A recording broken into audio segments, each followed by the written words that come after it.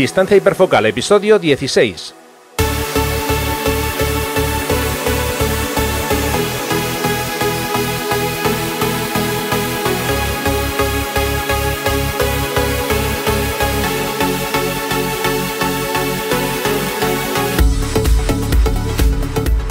Hola, ¿qué tal? ¿Cómo estamos? Bienvenidos a un nuevo episodio de Distancia hiperfocal, el podcast de fotografía, de paisaje y viajes. Soy Rafa Irusta, fotógrafo especializado en fotografía de paisaje, y un día más está conmigo Sandra Vallaure, fotógrafa, viajera y responsable del podcast Destinos Ifaka. Hola Sandra, ¿qué tal? ¿Cómo estamos? Hola Rafa, pues nada, aquí estupendamente como siempre y nada, deseando volver a grabar contigo un episodio nuevo. Perfecto, igualmente por mi parte. Bueno, hoy vamos a hablar de un tema bastante controvertido, pero bueno, vamos a hablar sobre el revelado y procesado de nuestras fotos. ¿Hasta dónde debemos llegar? ¿Hay límites? Bueno, eso lo vamos a ver después. Y también después vamos a conocer a un nuevo fotógrafo que nos va a traer Sandra. Pero antes de empezar, quiero recordaros, como siempre, que imparto talleres de fotografía, tanto de grupo como talleres privados en las costas de Asturias, Vizcaya y Cantabria. Si os apetece acompañarme disfrutando con la fotografía de paisaje, podéis consultar toda la información de estos talleres en rafairusta.com/talleres. Repito, rafairusta.com/talleres.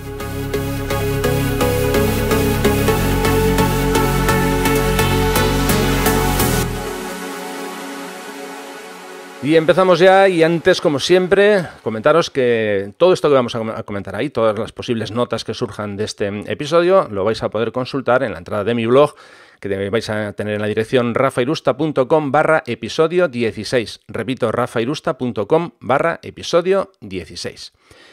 Bueno, Sandra, vamos a ir con un tema que suele levantar mucha controversia. Tú coge aire, sí. Coge aire, porque lo vamos a necesitar.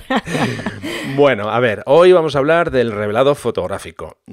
¿Hasta dónde podemos o debemos llegar? ¿Hay límites marcados? ¿Hay alguna línea roja que no debamos traspasar?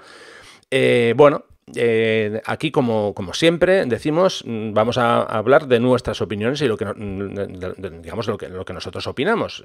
Cada uno tendrá su opinión personal y tendrá esas líneas marcadas o no marcadas. Yo lo que quiero hacer es, por mi parte, vamos a empezar con lo siguiente, y es que cuando estamos hablando de revelado de una fotografía, creo que lo primero que hay que dejar claro, o por lo menos lo que yo hago, es tener claro esta fotografía, cuál es su propósito. ¿Es una fotografía artística? ¿Es una fotografía documental? Porque creo que ahí está la clave. Para mí, eso es lo que me va a marcar unas posibles líneas, ¿no? Líneas rojas. Si yo voy a hacer una interpretación artística de lo que estoy fotografiando, pues en principio no hay ninguna norma que me diga qué puedo o qué no puedo hacer.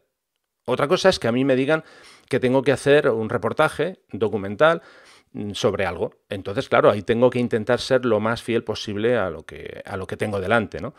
Por eso, como digo, yo creo que es algo fundamental el decir, bueno, esta fotografía o este trabajo fotográfico, este reportaje, ¿qué voy a hacer con él? Va a ser una interpretación, por ejemplo, imaginemos que me voy de viaje, no sé, me voy al Parque Nacional Banff en Canadá y digo, bueno, ¿qué voy a hacer? ¿Una interpretación personal o va a ser para cubrir un reportaje, para una guía turística? Y yo creo que esas son las líneas principales. Lo que me va a permitir que se me vaya un poco más esa vena artística o no. No sé cómo lo ves tú, Sandra.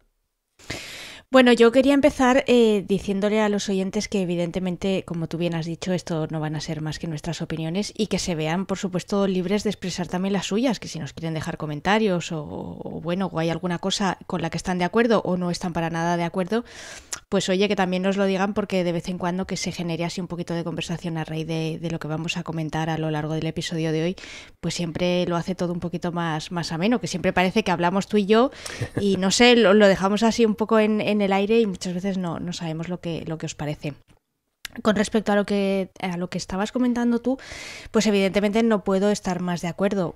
Al final, digamos que la parte del revelado o del procesado va a depender muchísimo de cuál va a ser el objetivo final que se quiere conseguir con esa foto y sobre todo quién la va a ver. Es decir, la va a ver un jurado en un concurso, la va a ver una persona en una exposición, la va a ver un familiar porque le quieres enseñar algunas fotos después de que hayas vuelto de viaje. En fin, que yo creo que todo eso son elementos que hay que tener en cuenta a la hora de revelar y de procesar una foto. Y también muchas veces, y creo que ya lo decía en algún episodio anterior, yo la mayor parte de las fotos que hago las hago para mí, con lo cual, aunque sí que tengo en cuenta luego muchas veces quiénes pueden ser las potenciales personas que las van a ver, y digo potenciales porque yo no expongo mis fotos ni tampoco soy fotógrafa profesional, por lo tanto tampoco recibo encargos, pero me puedo imaginar más o menos quiénes van a ser las personas o el tipo de personas que las van a ver. Entonces, en función de eso, muchas veces revelo. Otras veces también tengo que confesar que soy un poco anárquica y hay veces que, dependiendo también de mi estado de ánimo y de, no sé, influencias que haya tenido últimamente de otros fotógrafos que haya visto, pues también intento probar cosas nuevas, o hay veces que pues no sé, me dan algunas, no sé, algunas venadas, ¿no? Y entonces pues puedo probar ciertas cosas que a lo mejor en otros momentos o en otro tipo de fotos pues no he probado.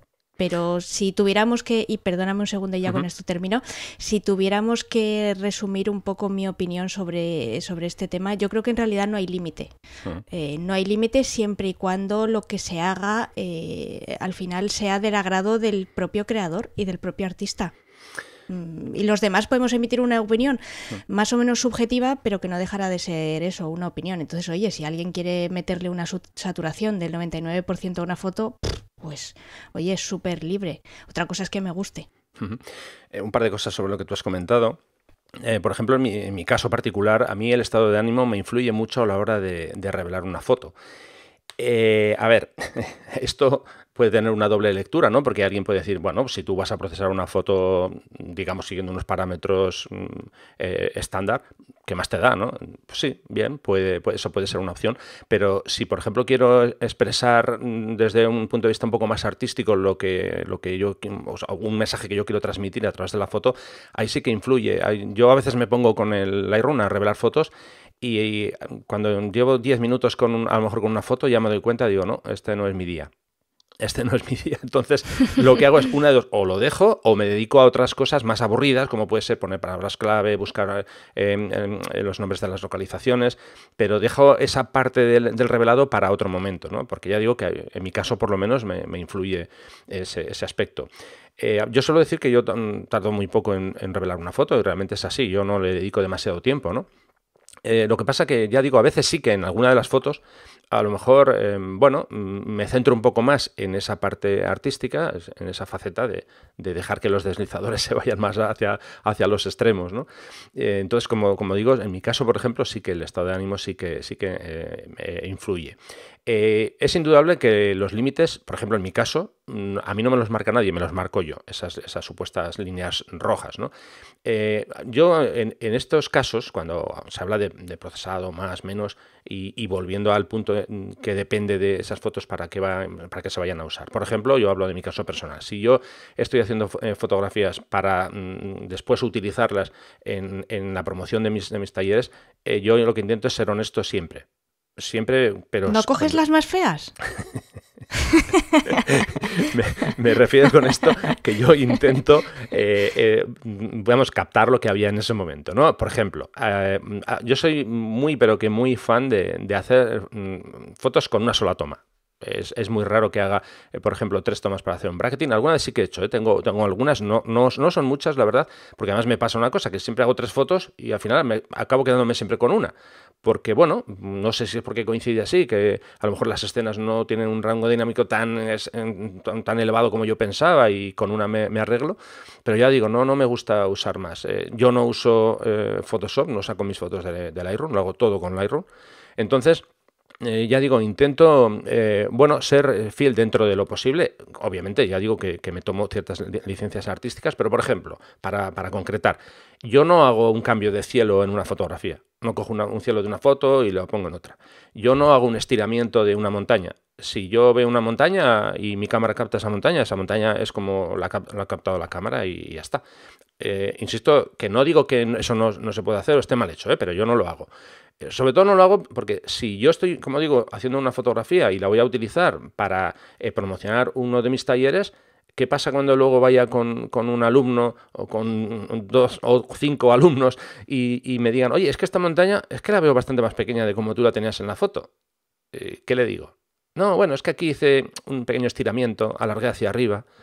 Pues yo personalmente eso no lo hago. Ya digo, tengo clarísimo que ese tipo de arreglo, vamos a llamarlo así entre comillas, no me gusta hacerlo, ¿no? Entonces, eso por ejemplo es una de las líneas rojas que yo me marco. No hacer ese tipo de estiramientos, sino intentar mantenerme dentro de lo posible entre comillas, en las aberraciones que producen los objetivos. Digo aberraciones porque todos sabemos que si, por ejemplo, estamos utilizando un gran angular, bueno, nos va a hacer una exageración, si nos acercamos, por ejemplo, a un primer plano, nos va a hacer una exageración muy grande de ese primer plano con respecto al fondo. Pero bueno, es algo que yo lo estoy provocando con el objetivo, ¿no? No me gusta después ir a casa y eso modificarlo o cambiarlo con el Photoshop. Por ejemplo, yo lo que no hago tampoco es, bueno, voy a hacer una fotografía a las 5 de la tarde y luego hago otra a las 10 de la noche, entonces junto una parte de una con una parte de otra. No me gusta hacerlo. Ya es una elección personal, sin más, ¿no? Pero vamos, que ya digo, yo en mi caso esas líneas las mantengo muy, muy a rajatabla. Sobre el tema, cambiando un poco de tercio, sobre el tema que tú también comentabas antes de los concursos, aquí hay un poquito de ¿En qué hora se me habrá ocurrido decir esa palabra? Que te veo venir. A ver, hay concursos que no te ponen ninguna norma y puedes hacer lo que te dé la gana. Perfecto. Y hay otros que vamos a decir que son más ortodoxos, que estos intentan acotar un poco más estas cuestiones, ¿no? A ver, hay un certamen de fotografía, que es el Certamen Internacional de Fotografía de Montaña, Naturaleza y Aventura, que se llama Memorial María Luisa. Y bueno, este es un certamen en el que ellos establecen unos parámetros donde tú no te puedes mover, ¿no? Por ejemplo, te dicen que, a ver, ellos van a admitir los procesos, digamos, típicos de revelado, como sería el ajuste del balance de blancos, una exposición que puedas modificar levemente, los niveles, contrastes, saturación, enfoque y puedes eliminar el viñeteado. Obviamente las manchas del sensor también, claro. Entonces, bueno, se pueden hacer ciertos recortes moderados. Claro, cuando dicen recortes moderados, ellos no te dan un porcentaje. Y cuando te hablan de exposición, no te dicen, puedes subir un paso o un tercio de paso, bajar un paso, un tercio de paso. Esto es todo muy subjetivo, claro, porque luego esto pasa por el filtro de un jurado, que ese jurado es el que establece si eso se admite o no se admite. Entonces, aquí yo veo una pequeña, entre comillas, una pequeña trampa. No digo que sea trampa en el concurso, pero en estos concursos que te dicen eso de, bueno, ajusta dentro de los valores lógicos o normales. ¿Cuáles son esos valores? Si yo, por ejemplo, quiero resaltar en una zona de la fotografía con un poco más de saturación, ¿puedo hacerlo? ¿No puedo hacerlo? Porque ellos eso no me lo dejan claro. Y el problema de este tipo de afirmaciones tan vagas así, tan intentan acotar, pero que no acotan, es que luego cuando se ven los resultados de los concursos, hay gente que se tira de los pelos.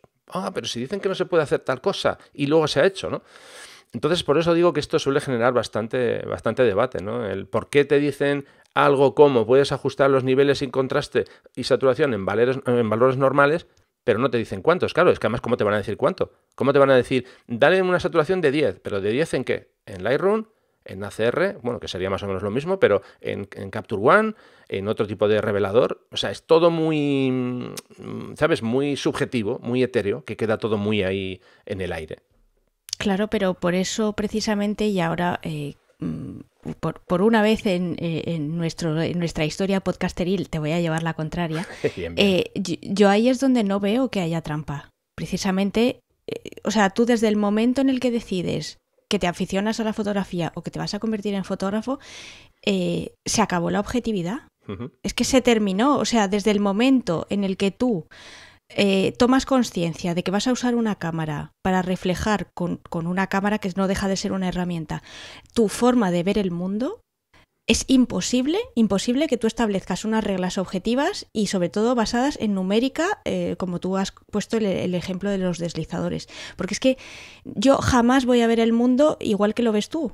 O igual que lo ve, yo qué sé, cualquier otro fotógrafo que podamos nombrar aquí en el podcast. Cualquiera de los que he ido nombrando en los episodios anteriores en la sección que tengo al final de cada episodio. Precisamente a mí es que eso es lo que me gusta de la fotografía.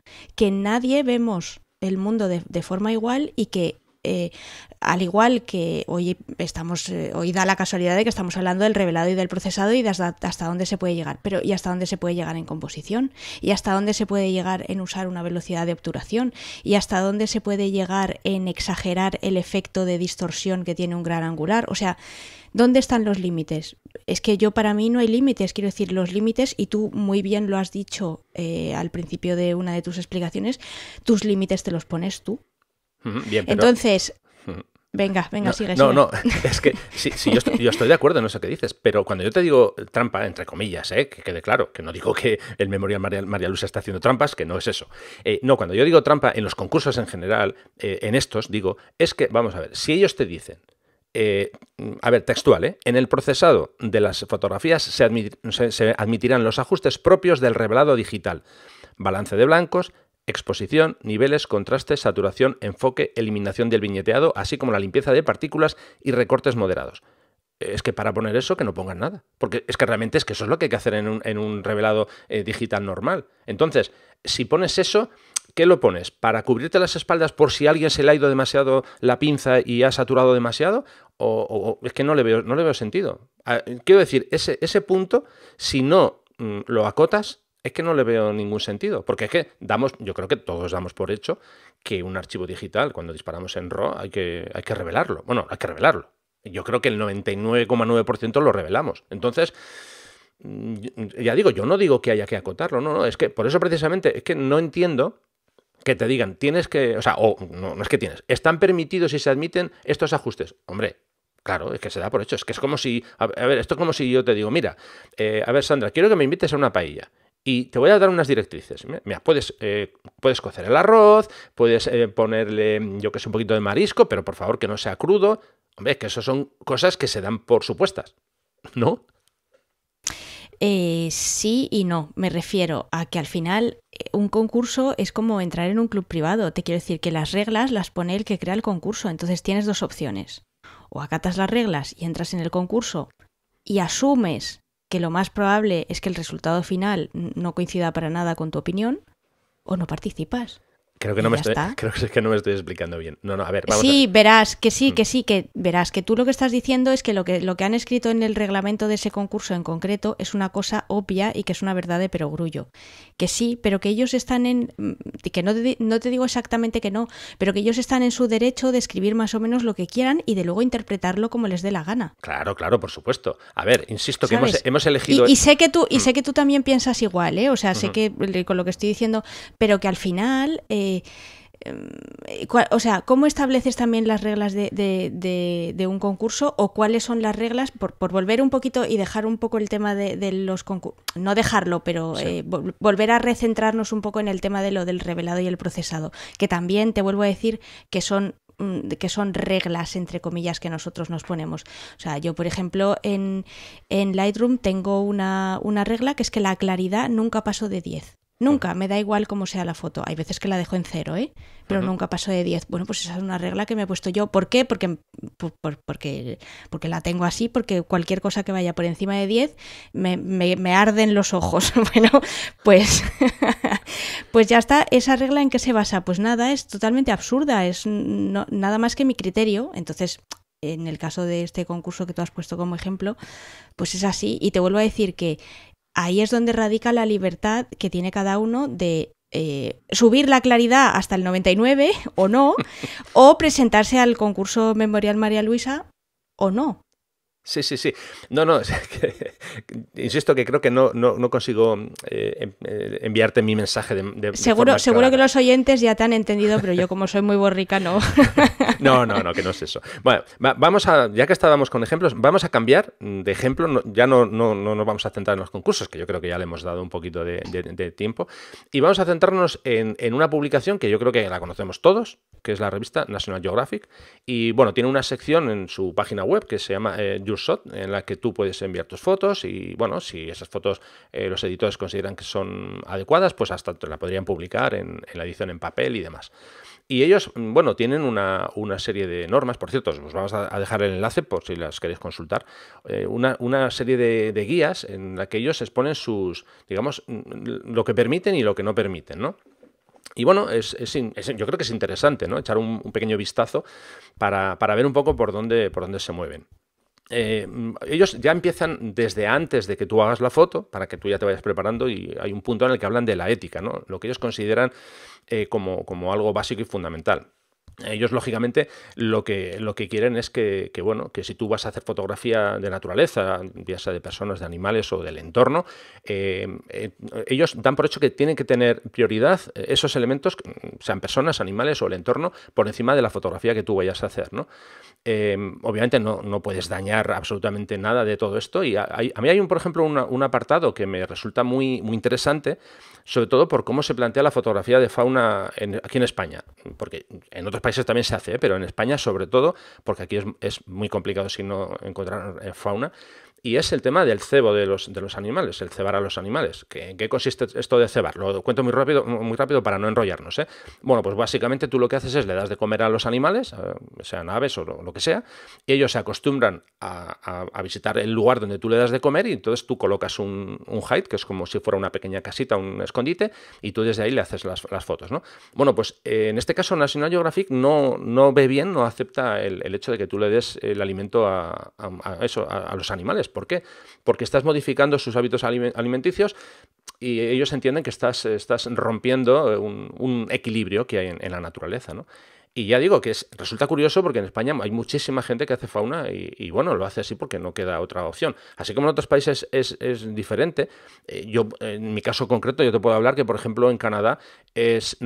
relativamente fácil encontrar fauna, vamos, sin tener que esconderte. Simplemente vas con el coche conduciendo, algunas creo que ya he contado algún caso, que te encuentras la fauna, ¿no? Entonces, ese, por ejemplo, es un dato muy, muy a tener en cuenta, ¿no? Que si tú haces fotografías desde hide cebando a los animales, esas fotografías a National Geographic no le van a gustar. Una cosa curiosa. Y siguiendo con la ética, un poco de lo que a raíz de lo que acabas de comentar, y por volver un poco al tema del revelado y del procesado, al final el tema de la ética la tenemos que aplicar también nosotros mismos, no solo a cómo hacemos las fotografías y en qué circunstancias y manipulando según qué cosas, ¿no? Tal y como tú comentabas con lo del tema de los animales y de cebar, o de gente, como yo he visto en algunos viajes, pocos afortunadamente, que he hecho con otros fotógrafos, pues eso, un fotógrafo que se dedica a desplazar a un campesino que lleva una montaña de heno en sus espaldas, porque precisamente la luz, ay, qué casualidad, no le estaba dando bien y lo tenía que desplazar 3 metros, que es que yo de verdad tenía ganas de estrangular, pero me contuve, porque si no me hubieran metido en la cárcel. Entonces, para mí ese tipo de cosas, yo coincido plenamente con National Geographic, y me parece, yo soy siempre he dicho, creo que ya lo he dicho más de una vez en el podcast, que soy una fotógrafa bastante romántica, y a mí no me gusta variar nada en la medida de mis posibilidades. Es decir, que si puedo no meter un tendido eléctrico en el encuadre, evidentemente no lo voy a meter, pero si estaba ahí y por desgracia me sale porque no tengo otra opción, lo voy a dejar, porque así es tal y como yo lo recuerdo y así es tal y como yo lo vi. Entonces, volviendo al tema del revelado, al final aplico la misma ética, es decir, que si yo considero que, yo qué sé, que el balance de blancos tiene que ser X o Y, y entra dentro de lo que es mi estilo, independientemente de que un día esté con un ánimo más alegre o un ánimo más triste, pues al final eso también más o menos voy a intentar ser coherente y mantenerlo a la hora de revelar y de no hacer, como tú comentabas, que hacen otros fotógrafos a los que admiro muchísimo, ¿eh? Mi querido Elijah Locardi se dedica a cambiar cielos, a fusionar tomas que se han realizado en distintos momentos del día, y es un fotógrafo que me encanta, lo admiro muchísimo, me gustan mucho sus imágenes, y sin embargo hay muchas de las cosas que él hace que yo no hago, pero eso no quita que no me echo las manos a la cabeza. Sí, sí. No, no, sí, yo creo que al final esto se trata de no, yo creo que no hay que echarse las manos a la cabeza, pero bueno, ya yo lo que comentaba antes, ¿no? Yo, por ejemplo, hay ciertas situaciones en las que yo creo que la honestidad es lo primero, ¿no? Y ese tipo de, lo que yo comentaba antes, de estiramientos de partes de la foto, montajes un tanto extraños a la hora de luego utilizar esa fotografía para venderla como, mira, esto es lo que he conseguido en un viaje que hice a, yo qué sé, no sé, al sitio que sea. Yo por ejemplo, eso sí que no, yo personalmente no lo veo bien. Básicamente porque creo que no eres honesto con la gente a la que les estás intentando vender ese viaje, ¿no? Pero bueno, esto es una cosa mía. ¿Qué opinas sobre el recorte, Sandra? Yo voy a empezar por mí. Yo no tengo ningún problema en recortar. Quiero decir que, a ver, yo no quiero vivir esclavo del formato que me da mi cámara. Mi cámara es como te iba a decir la mayoría, puede haber gente que tenga 4x3, yo en mi caso es una proporción o sea, de 3:2. Yo no tengo ningún problema en recortar. Si quiero hacer una toma en formato cuadrado la hago, no tengo ningún problema. Tú no sé cómo lo llevas, no sé si recortas, no te gusta recortar. Es muy raro que recorte, o sea, que recorte en el sentido de cambiar el formato, por ejemplo, de un formato apaisado a cuadrado, o incluso ha habido veces, pocas, pero alguna vez, por lo que sea, he tomado la foto en horizontal y luego para un uso en concreto la necesitaba en vertical porque, bueno, pues a lo mejor la quería usar para algún tipo de fotomontaje o como portada de algo o lo que sea. Pero normalmente es raro que suela recortar. No por nada en especial, no tengo absolutamente nada contra el recorte, y cuando hay algunos pequeños fragmentos de mi encuadre que me molestan o se han colado cosillas que por lo que sea por el rabillo del ojo no me había dado cuenta, las quito y no tengo absolutamente ningún problema. Creo que al final el recorte, al igual que el revelado, el procesado y cualquier otro tipo de herramienta que uses con tu cámara, ya sea un gran angular o un teleobjetivo, al final son todo herramientas que lo único que te permiten es llegar a un fin, que es la foto que tú tenías en la cabeza. Entonces yo en ese sentido no me limito ni pongo ningún tipo de limitaciones. O sea, yo no veo mal el recorte. Ujú. Por cierto que es que vamos a seguir un poco con las guías que indica National Geographic para esta sección, ¿eh? Ellos dicen que el recorte, que no tienen ningún problema, que lo admiten, pero bueno, que lo ideal es componer la imagen en cámara. Sí, sí, yo estoy de acuerdo, pero lo que pasa que, no sé, yo en mi caso hablo por mí, hay fotos que yo, por ejemplo, es que veo clarísimamente que un formato cuadrado le va mucho mejor, ¿no? Y claro, como no coja y recorte el sensor de la cámara con una tijera, no tengo otra opción, entonces lo hago después en el revelado. Ya digo que yo no tengo ningún problema en modificar el aspecto, sobre todo porque, por ejemplo, cuando trabajo con el descentrable, en muchos casos, claro, pues son 2 tomas o son 3 tomas y al final ya no es el formato original, sino que es una unión de varias fotos para buscar una fotografía, digamos, de otra forma, planteada de otra manera diferente a lo que es el tamaño del sensor. Bueno, el tamaño no, la proporción del sensor.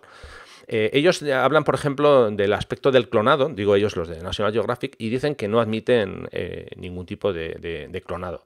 Entiendo que de aquí dejan fuera la eliminación de las manchas, que al final se hace con un proceso que es como si fuera clonar, ¿no? Pero bueno, ellos entiendo que no, que eso, que no permiten que quites o pongas cosas. Dan por hecho que lo que está y punto. Y ya está. Y no se puede tocar ni se puede modificar. Admiten las panorámicas. Y bueno, ellos lo que marcan en este punto es que dan por hecho que tienes que hacer una panorámica, digamos, dentro del mismo espacio de tiempo. O sea, quiero decir que si tú empiezas a hacer una toma a 1 hora, claro que la tercera foto no sea media hora después, sino que sean de forma correlativa en el tiempo, ¿no? Y eso mismo lo aplican a los composites, que también dicen que tú puedes unir varias fotografías, pero que estén hechas siempre en un rango de tiempo bastante similar. Vamos, que sea dentro de un tiempo más o menos fijo, o que una foto esté seguida de la otra, vamos. Mira, Eso. con respecto al composite, me gustaría muchísimo hablar con algún editor de National Geographic, precisamente porque hay algunos de estos composites que no se pueden hacer en el mismo momento del tiempo. Y por ejemplo, voy a citar además un artículo que acaban de publicar ahora hace nada los chicos de Photopil sobre los eclipses lunares, y un eclipse lunar puede durar varias horas. Entonces, si tú lo que quieres es conseguir o hacer un fotomontaje de todo lo que es el eclipse lunar desde que realmente empieza hasta que termina, y me viene a la mente, por ejemplo, una foto de José Antonio Hervás que seleccionó la NASA, que además es una foto chulísima que tomó en un sitio en Ibiza que se llama Esvedra, y entonces pues se ve toda la evolución del eclipse lunar, y además tuvo la suerte de que había una tormenta y captó un rayo también. Bueno, pues eso lo tienes que hacer a lo largo de varias horas, porque si no es que es materialmente imposible. Uh-huh. Entonces me gustaría, realmente sé que es un caso muy concreto y que es una cosa muy específica, y que evidentemente la mayoría de nuestros oyentes pues ni hacen foto de noche, ni hacen eclipses, ni en fin, ni un montón de cosas. Pero bueno, es una casuística que se podría dar y que además entra dentro, digamos, del espectro o del abanico de temas que puede tocar una revista como National Geographic, y realmente me gustaría saber cuál es su opinión al respecto, porque si no lo haces así, es imposible que tengas un composite de toda la evolución de la Luna conforme se va eclipsando por la sombra de la Tierra.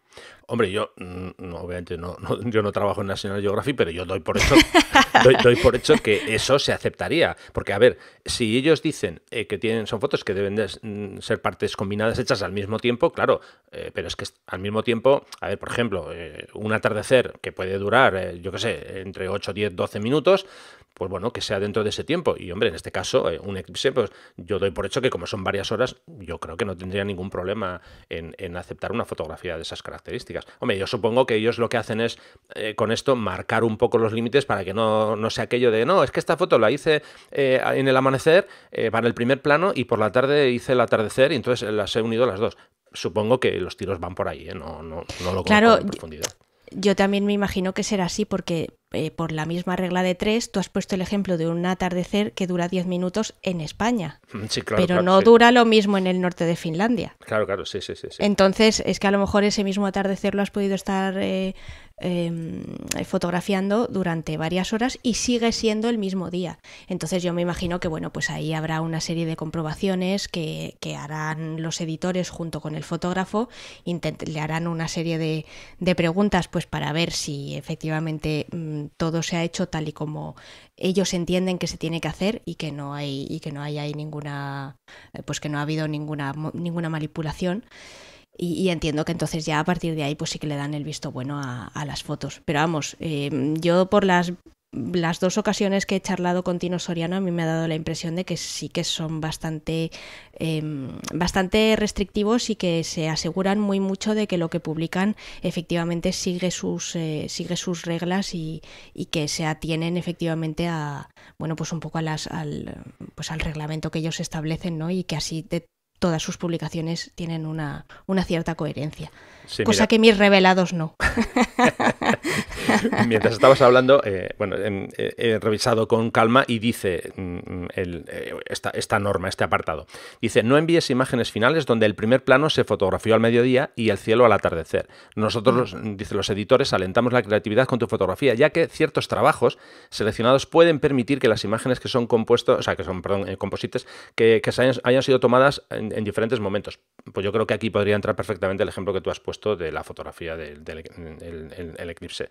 O sea, que me imagino, esto al final es lo de siempre, ¿no? Que ellos, bueno, tienen unas normas, pero luego estudian cada caso. No obstante, hay otro enlace que también nos vamos a dejar, donde amplían un poco más todos estos puntos. Entonces, bueno, os lo vamos a dejar ahí por si os sirve como referencia.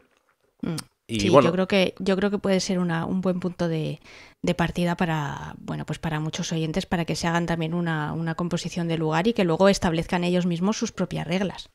Sí, yo creo que el secreto es ese, ¿no? Que al final cada uno es muy libre de decidir qué es lo que quiere o qué es lo que no quiere hacer en sus revelados, ¿no?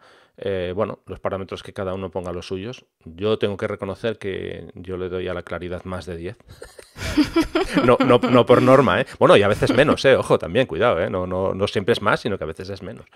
Y en ese sentido, pues yo creo que el secreto es eso, ¿no? Que cada uno tenemos que ponernos unos límites. Yo en mi caso, por resumir, es lo que os comentaba antes. Depende de qué uso le vaya a dar a una fotografía, pues bueno, le voy a hacer un tratamiento u otro, ¿no? Voy a ser más estricto con la realidad que a una imagen que a otra bueno, al final pues eso, las normas yo creo que lo mejor es que nos las pongamos nosotros, que nosotros tengamos, bueno, si queremos ponernos, si no, no nos ponemos ninguna y ya está. Y listo. Y a partir de ahí, pues bueno, pues hacer fotografías, revelarlas y procesarlas a nuestro gusto y listo. Todos esos debates de, es que esto no se puede hacer, es que esto sí se puede hacer, bueno, pues al final... bien para pasar el rato, para leer, para charlar, a veces para cabrearse, porque yo he visto algunos realmente muy encendidos, pero en fin, que yo creo que cada uno es al final el que tiene que decidir qué es lo que hace o qué es lo que no hace con sus fotografías, vamos.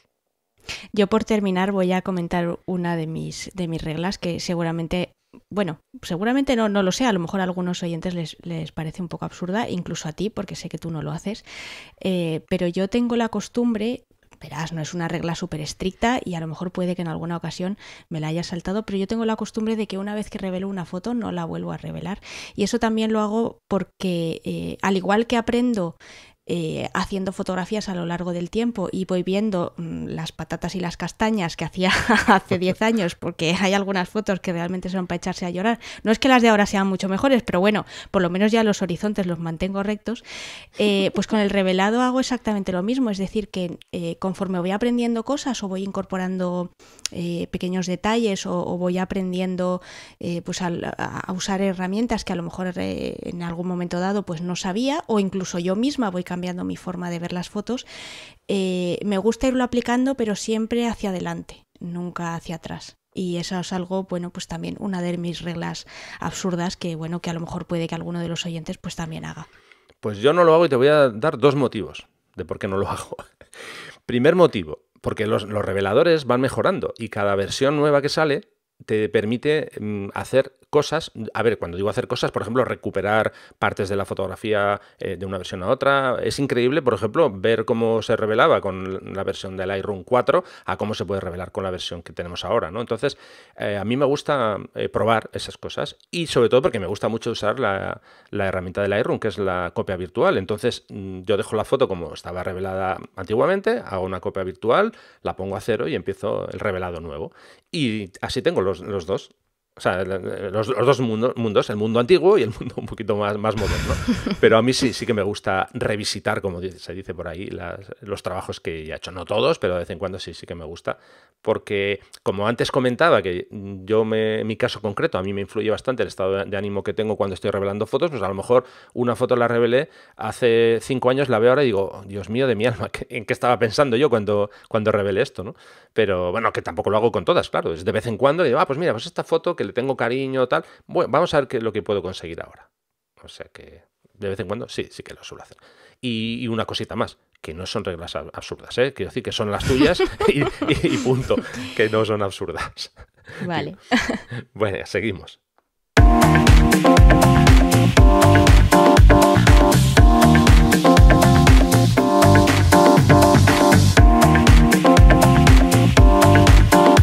En Distancia Hiperfocal hablamos de viajes con Sandra Bayaure.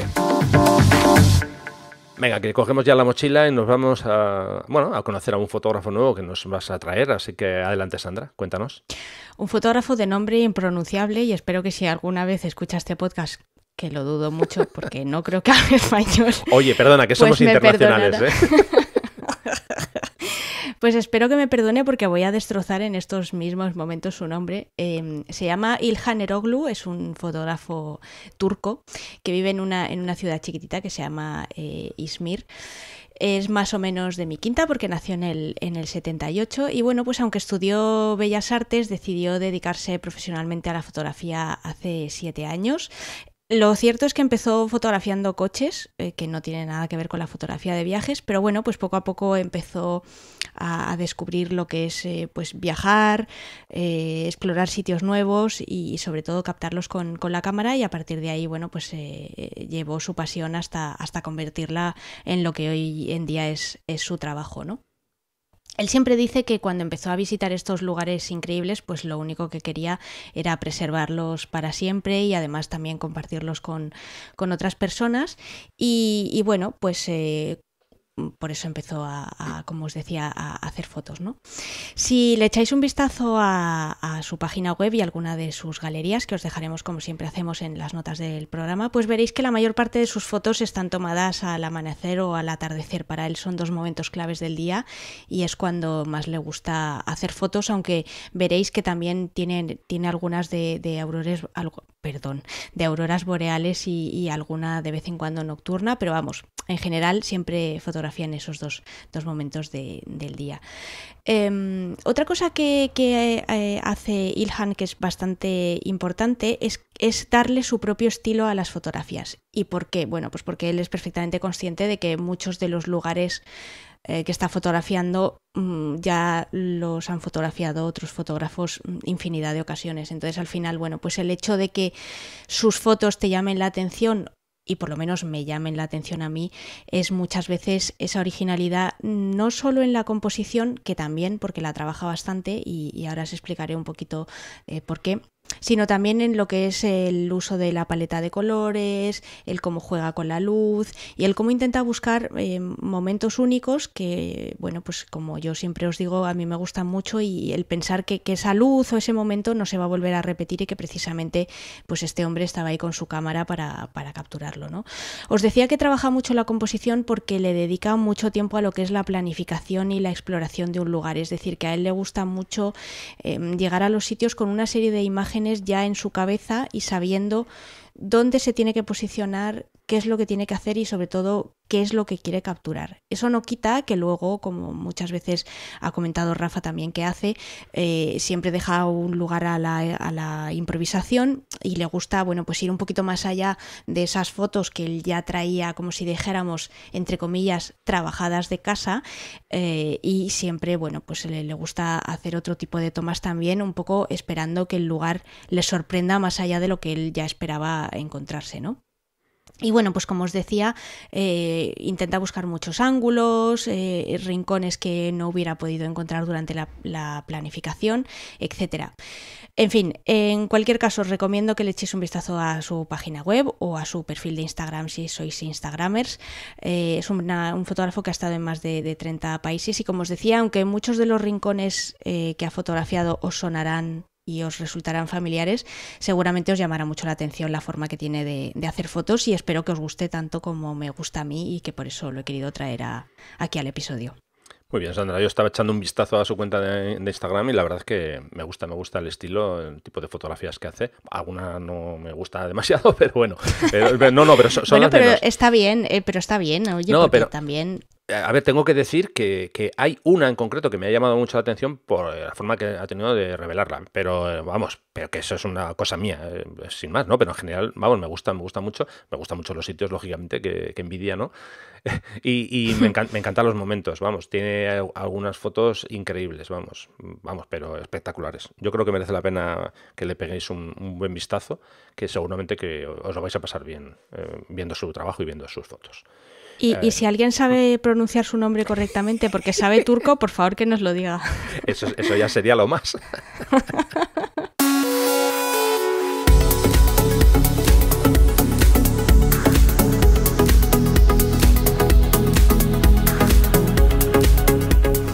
Bueno. Genial el fotógrafo de hoy, Sandra, que antes no te lo he dicho, pero te lo digo ahora. Bueno, siempre me haces la rosca, o sea que ya sé que me vas a decir que está muy bien. Ya sabes, el efecto boing, el efecto pelota. Hombre, es que este más si no me la haces, ya sabes que ya no hago la sección, con lo cual tú verás. Bueno, pues nada, que nos toca ya despedirnos. Así que nada, te dejo el micro para que nos cuentes cosas, de dónde nos pueden encontrar y todos esos temas. Sí, bueno, resumiendo un poco lo que he dicho al principio, que ya sabéis que de vez en cuando nos gusta tocar temas que, bueno, pues van un poquito más allá de la técnica y lo que son las reglas preestablecidas. Entonces, bueno, pues como este episodio da pie a la discusión, Podéis dejar vuestros comentarios en las notas del programa y también nos podéis mencionar en Twitter a Rafa Irusta, todo seguido, o a mí en Vallausa, VA2LSAUSA. Sí, seguro que este tema va a dar para mucho, ¿eh? O sea que estaremos encantados de comentar y, en fin, de discutir en buen rollo, ¿eh? Perdón, con buen rollo, nada de tirarnos los trastos a la cabeza. Así que nada, en fin, que hemos llegado hasta aquí, hasta ya el final del episodio de hoy. Muchísimas gracias, Sandra, una vez más. Muchísimas gracias a todos los que estáis ahí escuchándonos. Muchísimas gracias por todos esos comentarios, esas reseñas que hacéis. Y nada, que encantados. Cualquier tema que queráis que comentemos, ya sabéis dónde estamos, nos lo podéis decir sin ningún problema. Y nada, muchísimas gracias por escucharnos una semana más. Claro, y que si queréis, pues que nos vemos en 15 días. Venga, eso es. Muchas gracias, buenas luces y buenas fotos. Venga, un abrazo, Sandra, gracias. Adiós, Rafa.